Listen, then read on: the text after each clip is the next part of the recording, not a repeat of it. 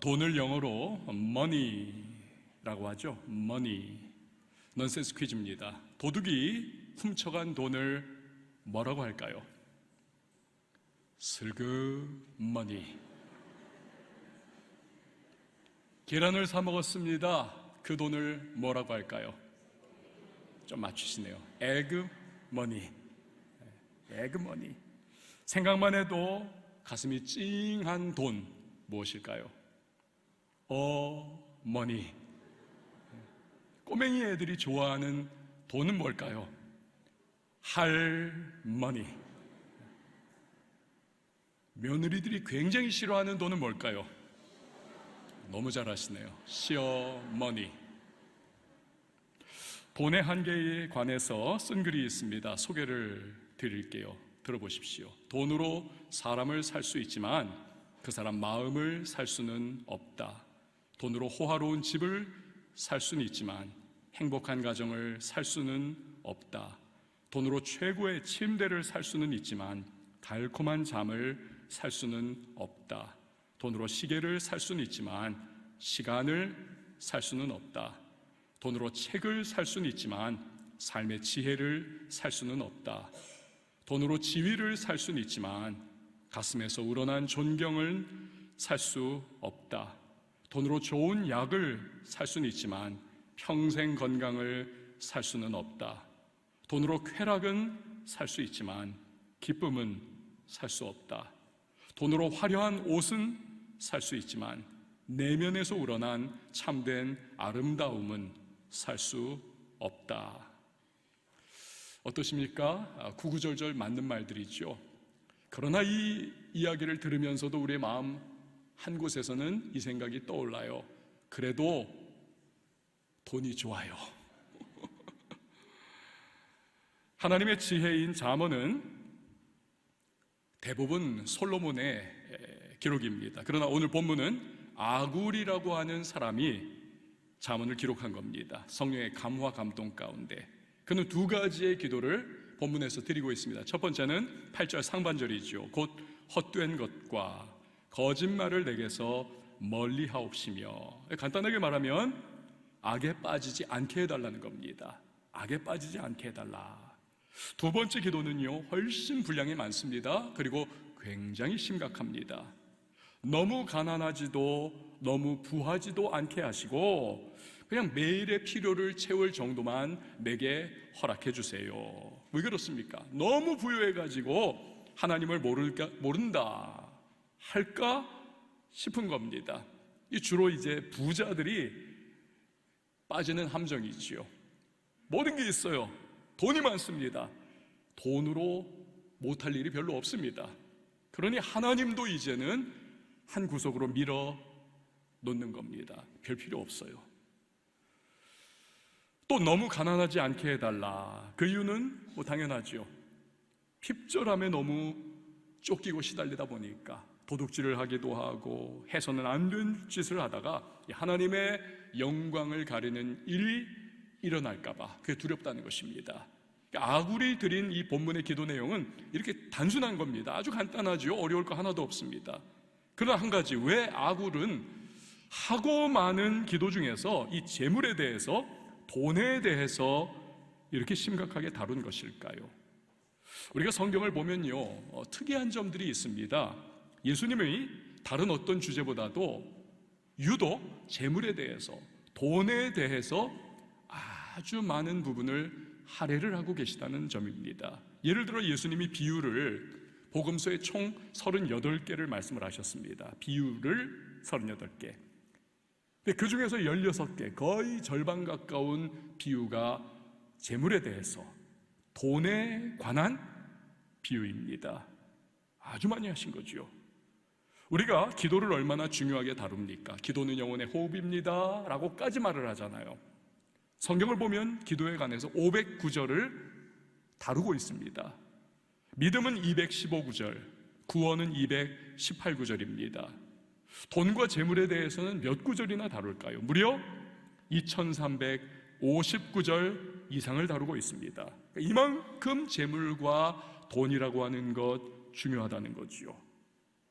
여러분, 우리 실제 생활에서도 가정에서 막 다투고 싸우고 신경전 벌이는 일, 이 돈 문제 얼마나 많습니까? 이혼이 너무너무 많잖아요. 이혼한 가정들의 통계를 내보니까 이런 이유 저런 이유, 그런데 다 사실 합쳐보면요 54%가 돈 문제에서 비롯한 것이다. 이렇듯 돈이 우리 삶의 가장 중요한 자리를 차지하고 있습니다. 마태복음 6장 24절 한번 보세요. 같이 읽으시죠. 시작. 한 사람이 두 주인을 섬기지 못할 것이니 혹 이를 미워하고 저를 사랑하거나 혹 이를 중히 여기고 저를 경히 여김이라. 너희가 하나님과 재물을 겸하여 섬기지 못하느니라. 아멘. 예수님은 사람에게 두 주인이 있을 수 있다는 겁니다. 당연히 하나님이 한 분이시죠. 그러나 재물이, 이 돈이 또 주인 노릇할 수 있다는 겁니다. 특징적인 것은요, 예수님이 재물이라고 하는 단어를 고대 아람어인 맘몬이라고 하는 단어로 사용을 하셨다는 것입니다. 이 맘몬은요 인격체를 의미합니다. 특별히 돈의 신을 의미를 하고 있는 겁니다. 무엇을 뜻하고자 하시는 겁니까? 아담과 하와에게 사탄이 뱀의 모양으로 나타나 유혹을 했듯이 마귀는 돈이라고 하는 모양을 따라서 우리를, 크리스천들을 유혹을 한다라는 것입니다. 그래서 공격하고 지배하려고 한다. 여러분, 얼마 전에 강남의 학원가에서 일당이 마약을 탄 음료수를 학생들에게 뿌렸습니다. 몇몇 아이는 그것을 먹었습니다. 이걸 빌미 삼아가지고 그 부모들에게 돈을 뜯어내려고 했던 거지요. 기가 막힌 일이 아닙니까? 아니, 아이들이 그 귀한 생명들에게 돈 뜯어내려고 마약을 먹였다. 여러분, 이건요 돈 귀신에게 사로잡히지 않고서는 상상할 수 없는 일입니다. 그러나 그런 일이 일어나고 있다는 것이죠. 맘몬에게 사로잡힌 겁니다. 이쯤 되면 재물이, 돈이 우리에게 얼마나 중요한 주제인지, 또 돈 문제라고 하는 것은 단순히 돈의 문제가 아니라 우리의 영혼의 문제요, 신앙의 문제요, 인생의 문제라고 하는 사실을 우리는 알게 되는 것입니다. 요즘에 적지 않은 분들이 막 땅을 치고 후회를 하고 있습니다. 소위 영혼까지 끌어모아가지고 코인을 하고 부동산을 샀고 막 그냥 급등하는 주식을 막 샀습니다. 비투를 하기도 했어요. 빚을 내가지고 막 투자를 하기도 했습니다. 사실 여러분, 이거 한 걸음만 뒤에서 물러나면 분명히 이거는 세계 경제의 흐름상 거품 꺼지고 완전히 폭락하는 것밖에는 다른 방법이 없어요. 그러나 다 뭐에 홀린 듯 했죠. 그 결과 재산 날립니다. 빚에 빚이 쌓입니다. 너무너무 고통스러워하고 있습니다. 왜 그런 상황에 빠져듭니까? 이런 시대에 한 푼 한 푼 모아가지고 언제 집 사고 언제 돈 모으고 언제 내가 제대로 살아갈 수 있겠는가? 그게 무리수를 두는 거죠. 성경은요 벌써 오래전에 역사는 돌고 돌지 않습니까? 인생사 늘 옛것이 새것과 같이 늘 돌고 돌잖아요. 벌써 수천 년 전 잠언에 이런 일이 있을 것을 예언한 바가 있습니다. 23장 4절에서 5절 말씀 보니까 부자 되기에 애쓰지 말고 내 사사로운 지혜를 버릴지어다. 내가 어찌 허무한 것에 주목하겠느냐. 정령이 재물은 스스로 날개를 내어 하늘을 나는 독수리처럼 날아가리라. 자꾸 인간의 생각과 이렇게 하면 되겠지 이렇게 하면 되겠지 하면서 재물과 돈의 유혹에 빠져버리면 그것이 잠깐은 내게 다가오는 것 같아도 날개단 새처럼 날아가 버린다는 겁니다. 디모데전서 6장 10절 보세요. 돈을 사랑함이 일만하게 뿌리가 되나니 이것을 탐내는 자들은 미혹을 받아 믿음에서 떠나 뭘로써? 많은 근심으로써 자기를 찔렀도다. 그대로 현실화되지 않습니까? 여러분, 우리가 알아야 할 것, 재물과 돈은 정당한 방법으로 획득한 사람에게는 자신을 지켜주는 견고한 성처럼 도움이 되고 또 영광스럽게 되는 것이 사실이라는 겁니다. 잠언이 그걸 말씀해요. 18장 11절 상반절을 보니까 부자의 재물은 그의 견고한 성이라. 재물이 딱 어느 정도 돈이 내게 있으면요, 안전이 확보가 어느 정도 되잖아요. 아파도 병원에 갈 수 있고, 뭔가 재정적인 압박이 다가와도 이 비상금으로 탁 내놓으면 해결이 되고, 그렇지 않습니까? 견고한 성처럼 우리를 지켜줘요. 그러나 한편으로는 이 재물과 돈이 자칫 우리가 그것을 너무 의지하고 너무 붙들고 이 만몬에게 사로잡히게 되면요, 우리를 망가뜨립니다. 위험이 너무 커요. 어떤 위험입니까? 18장 11절 전체 구조를 한번 보세요. 부자의 재물은 그의 견고한 성이라. 여기까지는 좋아요. 그러나 부자가 높은 성벽같이 여기느니라. 우리의 요새와 방패와 산성이 되시는 하나님을 의지해야 되는데, 이 부자가 돈이 너무 많다 보니까 돈이 내 모든 인생을 책임져 줄 것으로 착각을 하더라는 겁니다. 이게 나의 견고한 성으로서 성벽과 같이 나를 지켜줄 것이라, 이러한 헛된 믿음에 사로잡혀 있더라는 거예요. 하나님보다 돈을 더 의지하고 하나님은 저 구석으로 팽개쳐버리고. 그래서 오늘 아굴은 본문에서 기도하며 근심하는 거예요. 혹 내가 배불러서 하나님을 모른다. 여호와가 누구냐 할까 하오며. 이처럼 복잡 미묘한 것이 재물이요 돈이라는 것입니다. 자, 그러면 우리들 크리스찬은 이 돈과 재물을 과연 어떻게 대해야 할 것인가? 어떻게 바라봐야 할 것인가? 오늘 세 가지를 살펴봅니다. 첫 번째로, 성실하고 정직한 방식으로 재물을 모아야 하겠습니다. 여러분 동의하시면 아멘 한번 해보세요. 성실하고 정직한 방식으로 재물을 모으라. 어떤 사람이 생선입니다. 그 조기를 사기 위해서 생선 가게에 들어갔습니다. 혹여나 이거 상한 생선 사면 안 되지 해서 조기 코에다 자기 코를 대고 냄새를 하면서 막 열심히 맡습니다. 생선 가게 주인이 도둑이 제발저리다고 그냥 화를 내요. 당신 뭔데 도대체 멀쩡한 생선에 자꾸 이렇게 코를 박고 냄새를 더럽게 맡습니까? 그러자 이 사람이 말을 해요. 주인장 화내지 마세요. 내가 냄새 맡은 것이 아니라 조기한테 귓속말을 했어요. 뭘 물어봤단 말이에요? 요즘에 바다 소식이 어떤지 물어봤어요. 그래, 뭐라고 합니까? 자기도 바다를 떠난 지 워낙 오래돼가지고 잘 모르겠답니다. 통계를 보니까요, 우리나라 국민 2사람 중에 1사람은 그 예전에 아주 그냥 큰 부를 이루었던 사람들, 이분들에 대해서 아주 부정적입니다. 정직하지 못한 부정직한 방법으로 분명히 부를 축적을 했을 것이다. 그럼 요즘 부자들에 대해서는 어떤 생각인가? 별반 다르지 않습니다. 요즘 부자도 국민 10명 중 1명만 정당하게 부를 축적했을 것이다. 나머지 9명은 다 저건 어떤 못된 방식으로 하여튼 속여가지고 부를 축적했을 거야. 심지어 여러분, 국민 10명 중 3명은 부자를 없어져야 할 사회 악으로 그렇게 바라본다는 거예요. 이게 통계입니다, 우리 사회에. 여러분, 이거 국민들이 한편으로는 이거 굉장히 오도된 생각을 가지고 있는 겁니다. 어쩌면 사회주의, 어쩌면 공산주의, 그러한 잘못된 사상에 지금 세례를 받았는지 몰라요. 부라고 하는 것, 재물이라고 하는 것, 부자에 대한 이 증오심을 자꾸 이렇게 어디선가 이렇게 막 부추긴 그러한 교육을 받았을지 몰라요. 그러나 한편으로는 우리가 매도할 수 없는 것은, 물론 다는 아닙니다. 미꾸라지 같은 자들이 있는 거죠.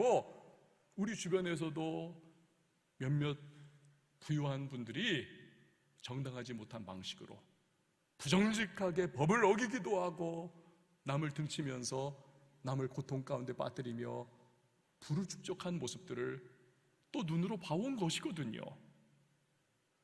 여러분, 하나님은 마땅히 줘야 할 임금을 제대로 지급하지 않던지 뇌물과 같은 부정직한 방식으로 돈을 긁어모으는 것을 싫어하십니다. 잠언 22장 16절에 보면, 이익을 얻으려고 가난한 자를 학대하는 자와 부자에게 주는 자, 요건 이제 뇌물을 매기는 거지요. 그런 자는 어떻게 되는가? 가난하여질 뿐이니라. 처음엔 잘 되는 것 같아요. 먹어두는 것 같아요. 돈 좀 생기는 것 같아요. 그러나 사법체계가 살아있지 않습니까? 이 사법체계도 하나님께서 이 세상을 운영하시기 위한 일반 원리로 세워 놓으신 겁니다.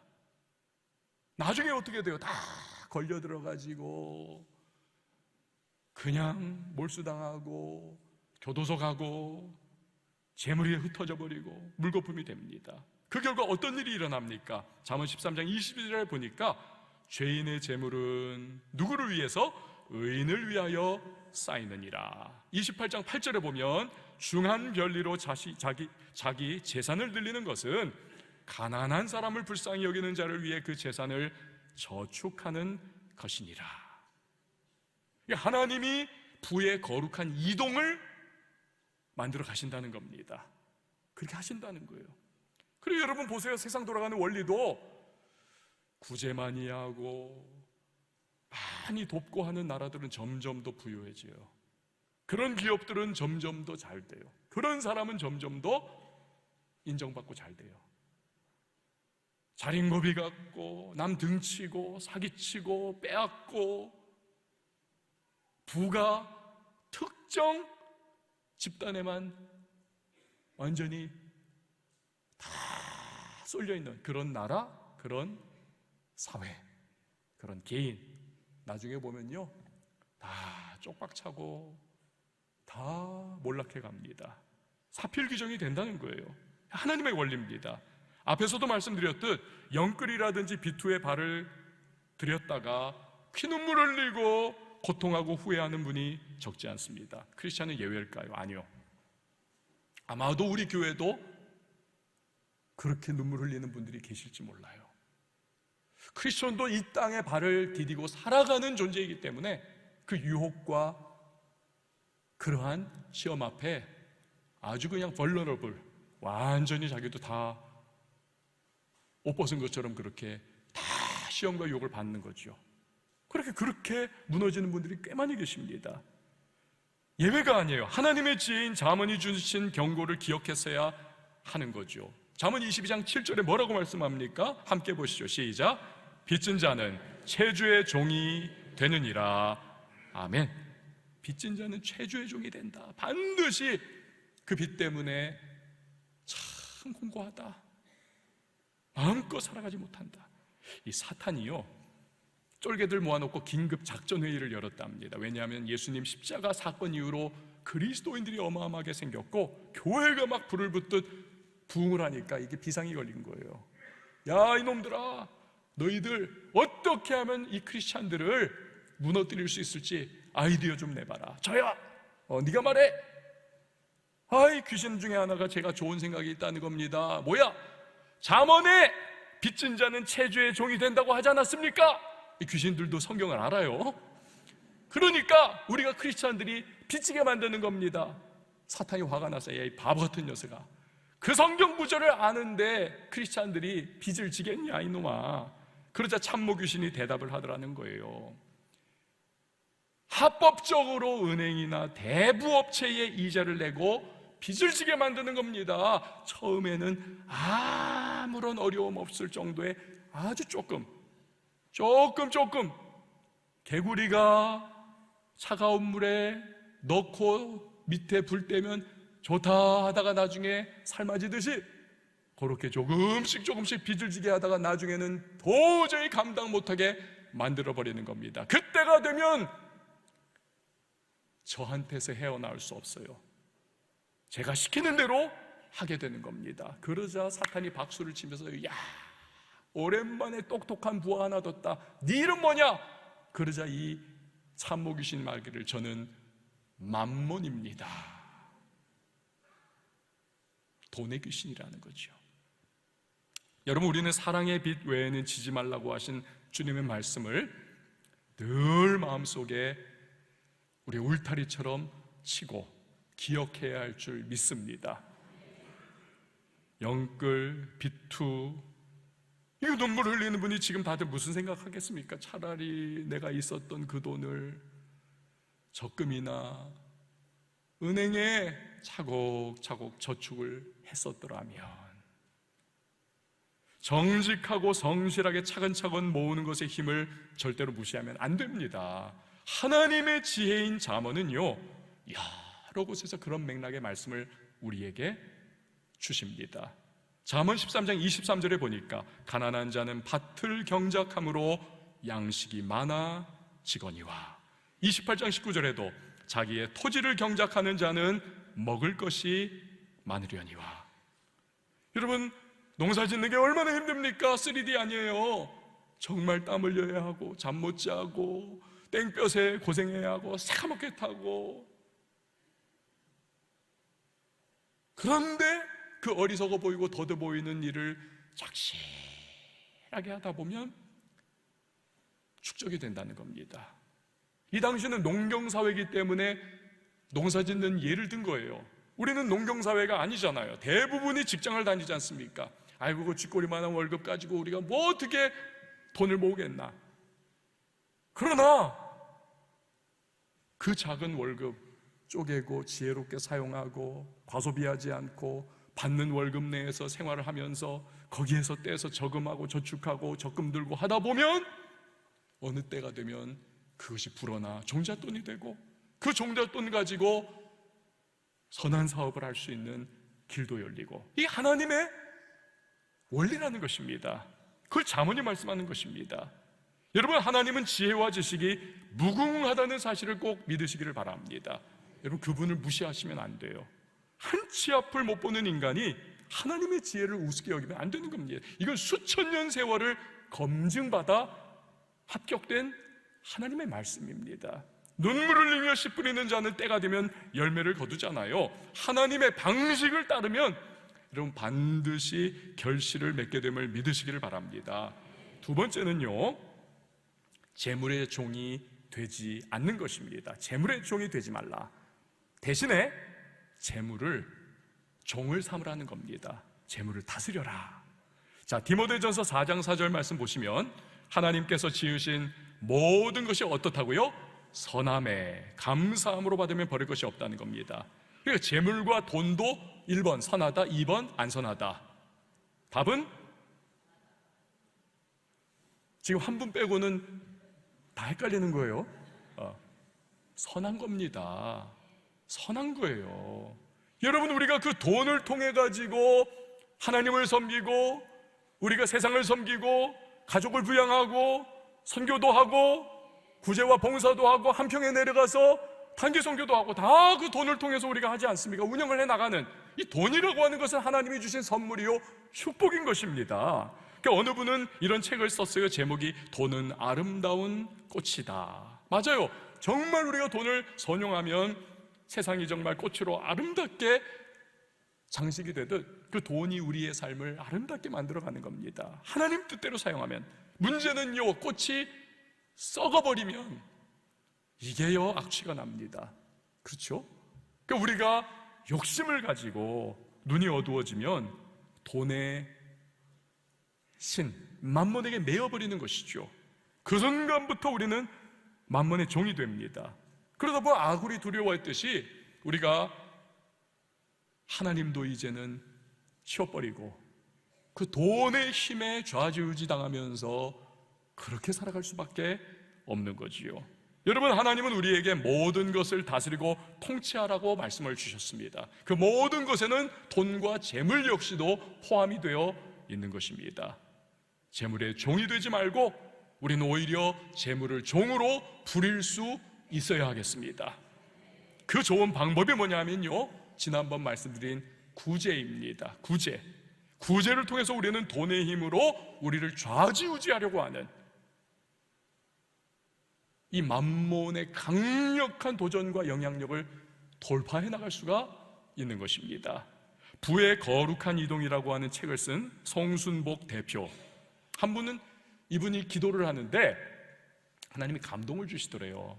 순복아, 너는 갈릴리 호수가 되어라. 갈릴리 호수가 되라? 하나님, 이게 무슨 뜻입니까? 그러면서 성경을 보는데 이해가 되더래요. 갈릴리 호수의 물의 근원은 그 북쪽에 있는 헐몬산입니다. 만년설이 있는 이 헐몬산에 만년설이 녹으면서 쫙 밑으로 내려와서 갈릴리 호수에 물이 채워지는 겁니다. 그런데 갈릴리 호수는 물을 담아만 두고 있는 호수가 아니잖아요. 밑에 있는 요단강에 물을 흘려보내줍니다. 수원지인 헐몬산에서 받아서 요단강으로 흘려보내주는 이 갈릴리 호수는 생명이 약동하고 그 안에 수많은 물고기가 퍼덕거리고 사람들이 거기에서 물고기 잡고 살고 축복의 선순환이 이루어지는 거죠. 그렇게 되라는 겁니다. 하나님은 여러분 헐몬산처럼 우리의 모든 복의 근원이 바로 하나님이신 줄 믿으시기를 바랍니다. 우리가 그분으로부터 재물과 물질과 복을 받아가지고 나만 킵하고 있는 것이 아니라 이것을 요단강, 즉 도움이 필요한 분들에게 손을 뻗고 구제하고 나누고 베풀면 여러분 아름다운 생명의 역사, 복의 역사가 일어나게 되는 줄 믿으시기를 바랍니다. 그게 갈릴리 호수가 되라는 거예요.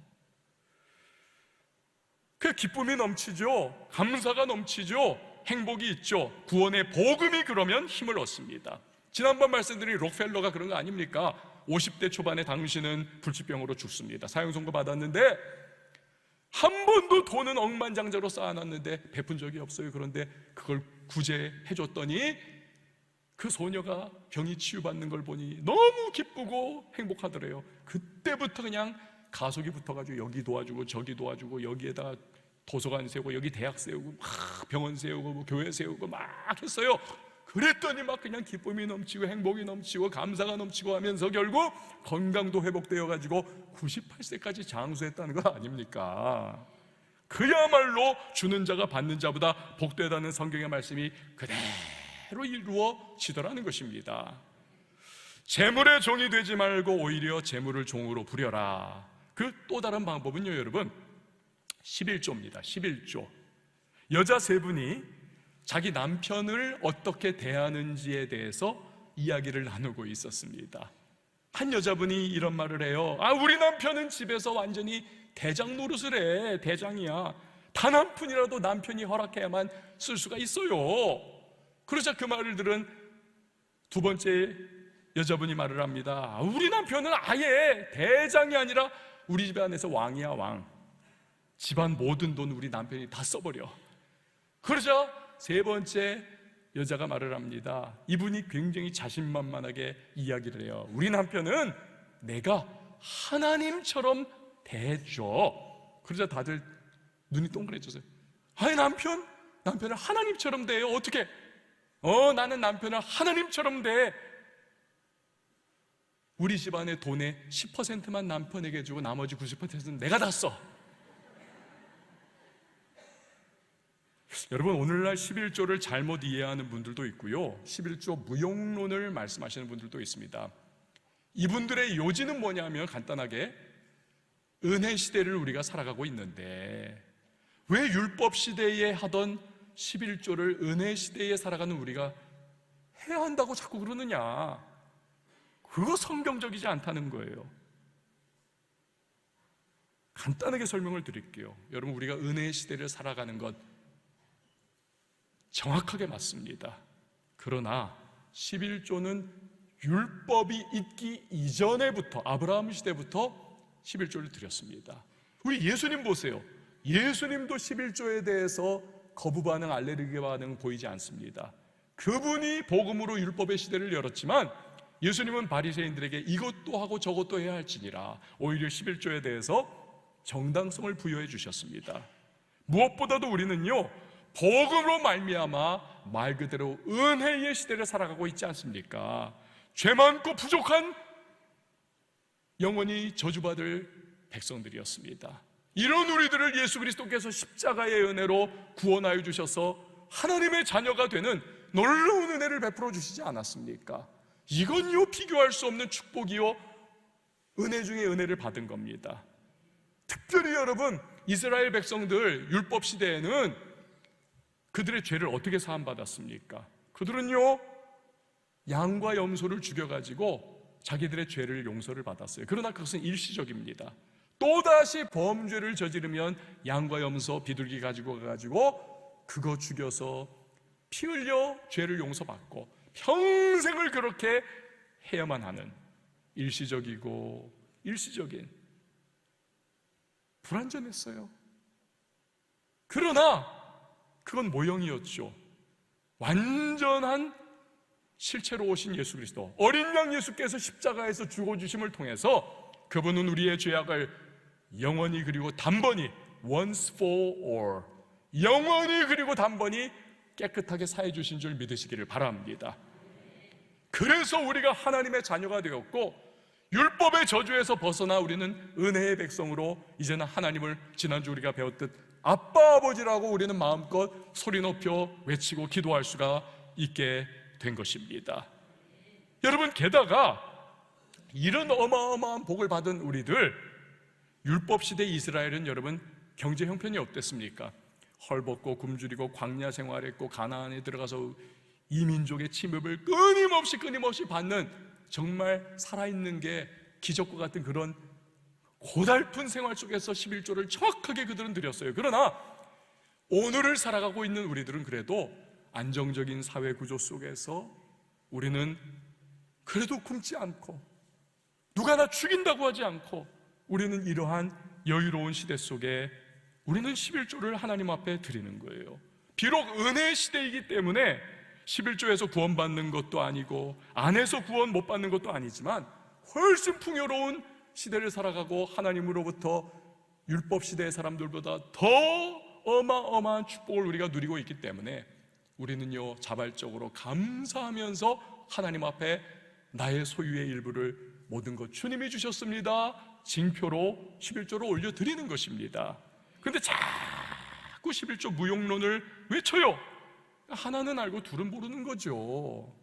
여러분, 사랑하면 주고 또 주고 또 줘도 더 주고 싶은 겁니다. 못 줘서 안달이에요. 그런데 사랑이 식어버리고 계산이 스며들어오면 그때부터는요 내가 받은 만큼 내가 줄 거야. 받아도 이제는 아유 귀찮아 안 줘. 그게 되는 것입니다. 여러분, 마태복음 6장 21절에 내 보물이 있는 그곳에는 내 마음도 있느니라. 우린 11조를 통해 가지고 세상 욕심의 종노릇 만들게 우리를 유혹해 나가는 만몬의 사슬을 끊어내는 것이고 하나님께 우리의 시선을 초점 맞출 수가 있게 되는 것입니다. 결국 재물의 종노릇 하는 대신에 재물을 종삼아서 하나님 말씀처럼 재물을 다스리고 통치하면서 주님이 기뻐하시는 방향으로 사용하게 되는 것입니다. 11조에 이런 은혜와 복이 있기 때문에 이 하나님의 지혜인 잠언에서도요 그 오래전부터 지금까지 11조를 또 강조를 해요. 3장 9절에 보니까 내 재물과 내 소산물의 처음 익은 열매로 여호와를 공경하라. 바로 그겁니다. 자, 세 번째로 우리는 재물과 물질을 어떻게 다뤄야 하는가? 마지막 세 번째, 자족하는 삶을 살아야 합니다. 한번 따라해 주십시오. 자족하는 삶을 살자. 재물과 돈에 대해서 성경이 말씀하는 이 정확한 설명을 하자면 여러분 잘 들으세요. 돈과 재물은요 은사로 주시는 겁니다.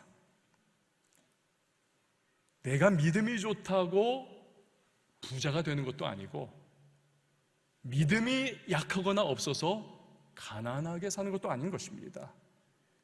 하나님이 하시고자 하시는 자에게 주시는 것이고 하나님이 그릇이 준비되었다 인정하시는 자에게, 판단하시는 자에게 하나님이 주시는 은사예요. 물질은 5달란트, 2달란트, 1달란트 달란트 비유 똑같은 것입니다. 5달란트 받고 2달란트 받은 사람들은 자기들이 받는 것에 훨씬 더 넘치도록 이 주인의 유익을 위하여 헌신하고 충성하는 그 그릇이 준비되어 있는 사람들. 그러나 1달란트 받아 비교하면서 불평이 나고 원망하면서 마음이 그냥 종재기만 하니까 그걸 땅에 묻어 놓잖아요. 있는 것도 빼앗깁니다. 2달란트, 5달란트 받은 사람들은 그릇이 준비가 되어 있으니까 더 받습니다. 그러니까 우리는요, 돈과 재물은 은사로 주시는 것이다. 결국 우리는 해야 할 일이 하나입니다. 하나님이 주시는 것이 어떤 것이든 간에, 얼마이든 간에 청지기의 역할을 잘 감당해야 하는 것입니다. 2달란트, 5달란트 받은 청지기처럼 우리가 정말로 최선을 다하고 잘 관리하고 우리가 정말 잘 선용하면 하나님이 우리를 인정해 주세요. 그래서 우리에게 나아가 거룩한 부자가 될 수 있도록 우리에게 은사로 맡겨주시는 그러한 일까지도 나타나게 되는 것입니다.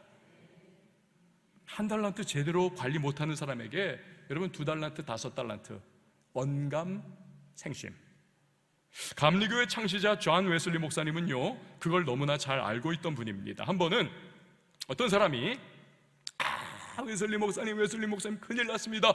목사님의 집이 불에 타 홀랑 잿더미가 됐습니다. 그걸 전하면서 속으로 은큼하게 목사님을 비웃습니다. 당신이 아무리 거룩한 척해도 당신도 이런 소식에는 어쩔 수 없을 거야. 근데 그 순간에 존 웨슬리 목사님이 기도하고 생각하면서 그에게 어떤 이야기를 하는가? 아, 그래요? 집이 타버렸군요. 하지만 주님의 집이니 저는 괜찮습니다. 무엇입니까? 자신의 소유를 내 것이 아니라 하나님이 내게 맡기신 나는 청지기일 뿐입니다. 청지기 의식으로 살아갔던 겁니다. 그래서 이 존 웨슬리 목사님 보면요, 처음 목회하면서 살해받았을 때 그가 생활했던 그 수준이나 나중에 정말 유명해져 가지고요, 사례가 많아지고 막 주변에서 여러 막 그냥 돈들이 들어왔을 때나 생활의 수준이 비슷했습니다. 그리고 많이 쟁여진 그 돈, 그것으로 선교 사업에 쾌척하고 헌금하고 복음을 위하여 쓰고 어렵고 힘든 사람 구제하고 청지 역할 잘하는 거예요. 그러니까 하나님께서 갈수록 더 많이 부어주시고 더 많이 부어주시고 더 많이 부어주시고 할렐루야, 그래 하시더라는 거예요. 여러분, 오늘 본문에서 아굴은 기도를 합니다. 30장 8절 하반절을 보세요. 나를 가난하게도 마옵시고 부하게도 마옵시고 오직 필요한 양식으로 나를 먹이시옵소서. 이게 뭐예요? 자족하는 삶이라는 겁니다. 자족하는 삶. 왜요? 그가 구한 것은요, 배불리 먹는 것이라든지 떵떵거리며 사는 것이라든지 자식들 유산 많이 남겨주는 거, 이게 아니었다는 겁니다. 대신에 그는 하나님과의 관계를 인생의 가장 중요한 우선순위에 놓았던 것이죠. 30장 9절 말씀 보세요. 혹 내가 배불러서 하나님을 모른다 여호와가 누구냐 할까 하오며 혹 내가 가난하여 도둑질하고 내 하나님의 이름을 욕되게 할까 두려워함이니이다. 그겁니다. 그게 여러분, 솔로몬도요, 세상 부귀영화 다 가져봤던 사람이지만 역시 같은 결론을 내려주고 있어요. 22장 1절 말씀 보십시오. 같이 봅니다. 시작. 많은 재물보다 명예를 택할 것이요 은이나 금보다 은총을 더욱 택할 것이니라. 아멘. 하나님이 주시는 은혜야말로 여러분 크리스천에게 생명과도 같이 소중한 것임을 믿으시기를 바랍니다. 우리들 인간은요, 너무나 깨지기 쉬운 존재입니다. 조금만 가지면 교만해집니다. 아예 교만의 바벨탑을 쌓아요. 조금만 없으면 비굴해집니다. 그렇기 때문에 아굴은 매일 필요한 양식을 주소서, 나를 하신 하나님께서 매일의 만나와 같은 은혜 베풀어 주시기를 기도했던 것입니다. 그리함을 통해서 만몬에게 절하지 않고 하나님께 초점 맞춘 인생을 살겠노라 고백을 하고 있는 것입니다. 이런 믿음과 기도를 올려드리는 아굴을 하나님께서 그냥 내버려 팽개쳐 두셨을까요? 아닙니다. 친밀함으로 늘 함께 동행해 주셨을 줄 믿습니다. 디모데전서 6장 6절을 표준 세번역으로 보니까 자족할 줄 아는 사람에게는 경건은 큰 이득을 줍니다. 이 말씀처럼 아굴은 자족함 가운데 경건한 인생을 살면서 하나님이 주시는 풍성한 은혜와 감사를 누리는 은혜 인생의 주인공이 된 줄 믿으시기를 바랍니다. 바울도 이 자족의 비결을 배운 사람이에요. 빌립보서 4장 11절 이하를 보니까 내가 궁핍함으로 말하는 것이 아니니라 어떠한 형편에든지 나는 자족하기를 배웠노니 내게 능력 주시는 자 안에서 내가 모든 것을 할 수 있느니라. 우리는 바울이 얼마나 이 자족함 가운데 하나님의 능력을 받고 복음을 위하여 귀하게 쓰임받고 믿음의 영웅이 된지를 우리 잘 알고 있지 않습니까? 하나님은 우리보다 우리를 더 잘 아십니다. 우리보다 우리의 필요를 더 민감하게 또 능력 있게 채워주실 수 있는 분임을 여러분 기억하시길 바랍니다. 우리가 그분을 최우선 순위에 모셔드리고 자족하며 그의 은혜를 구할 때 하나님은 반드시 우리의 필요를 채워주시고 또 채워주실 줄 믿으시기를 바랍니다. 빌립보서 4장 19절에 보니까 나의 하나님이 그리스도 예수 안에서 영광 가운데 그 풍성한 대로 너희 모든 쓸 것을 채우시리라. 이게 우리의 믿음이 돼야만 하는 것입니다. 이 이야기로 마칠게요. 랜디 알콘이라고 하는 목사님이 이집트 카이로를 방문을 했습니다. 그런데 공항에서 내리자마자 가이드 해주겠다고 나온 선교사님이 이 랜디 알콘 목사님을 선교사 묘지, 그 미국인 선교사들이 이집트에서 선교하다 죽었을 때 묻히는 묘지로 데려갔대요. 근데 거기 보니까 윌리엄 보덴이라고 하는 선교사, 여러분 지금 보는 이 선교사가 묻힌 비석을 딱 보여주더랍니다. 이 윌리엄 보덴은요, 예일대학교를 졸업한 수석 중에 수석, 정말 수재입니다. 게다가 어마어마한 유산을 물려받은 사람이에요. 가만히만 있어도요, 평생 그냥 유랑이나 다니면서 그냥 먹자 부어라 놀자 하면서 살아도 다 되는 사람이에요. 근데 그 편안한 삶을 포기합니다. 이슬람 교도들 이 이집트에 와서 내가 복음 전하리라 유산 다 선교 사업에 다 쾌척해버리고 자기는 이집트로 왔어요.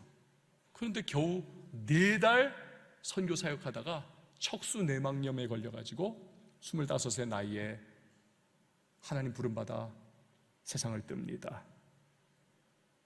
이 랜디 알콘 목사님이 보덴 선교사의 비석에 써있는 비문을 읽었어요.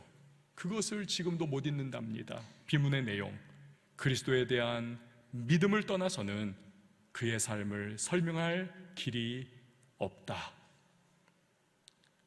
너무 감동을 받았는데 이 가이드하는 선교사님이 이제 갑시다 하면서 데리고 가더래요. 어디 가요? 했더니 이집트 국립박물관으로 데려가더랍니다.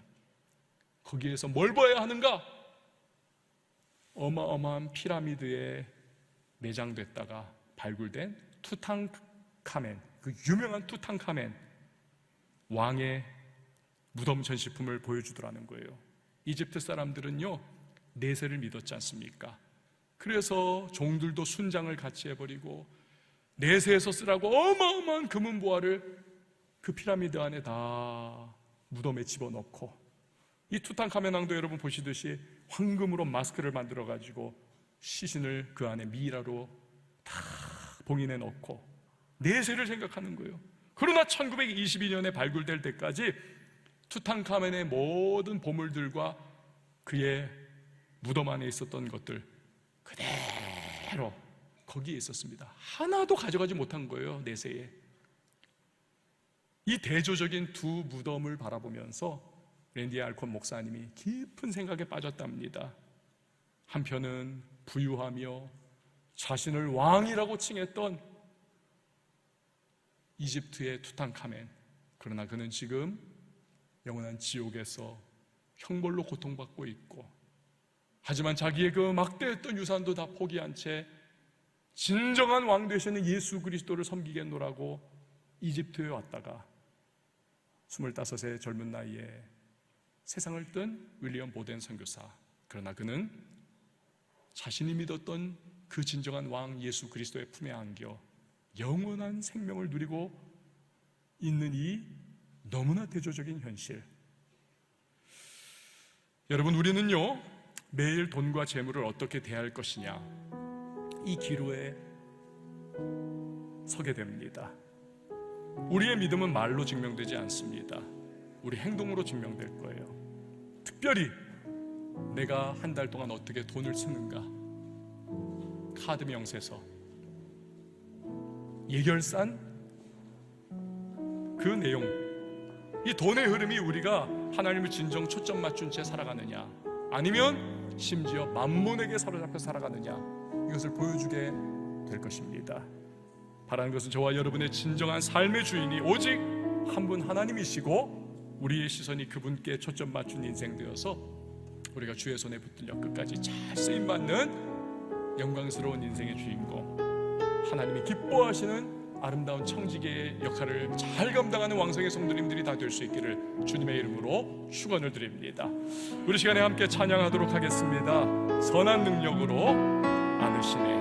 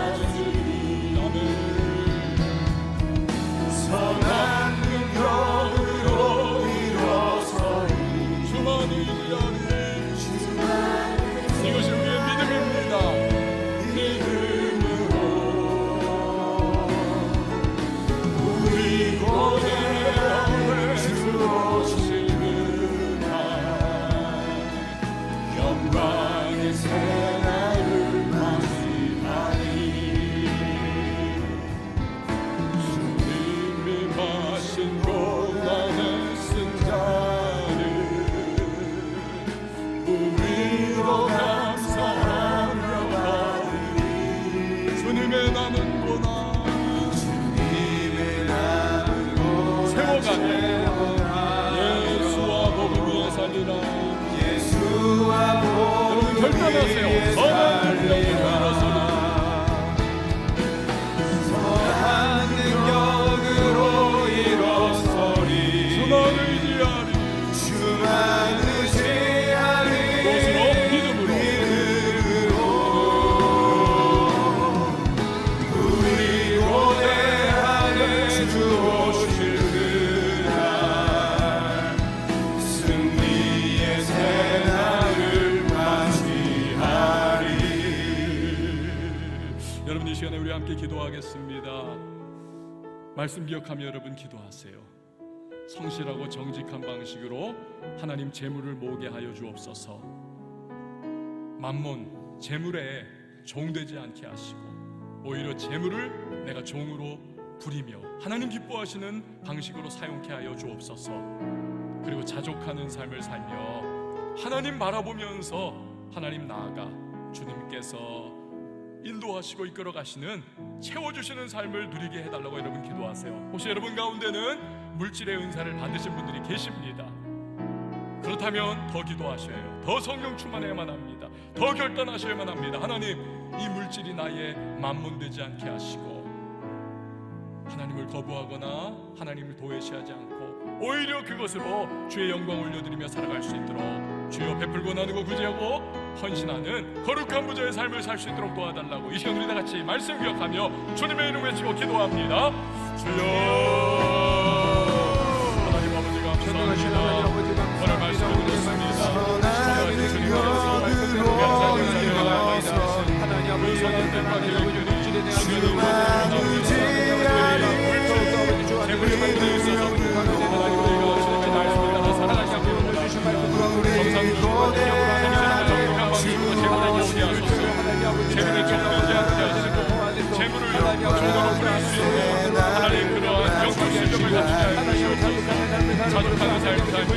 하나님의 원하시고 기뻐하시는 인생을 살아갈 수 있는 것이 하나님께 찬송받으시고 하나님의 이름에 어디서지 않게 살아갈 수 있는 하나님을 짜여 사랑하는 거룩한 문화들이 될 수 있게 원합니다. 하나님의 불만이 문제와 시험에 빠지고 오늘 아무리 두려워했던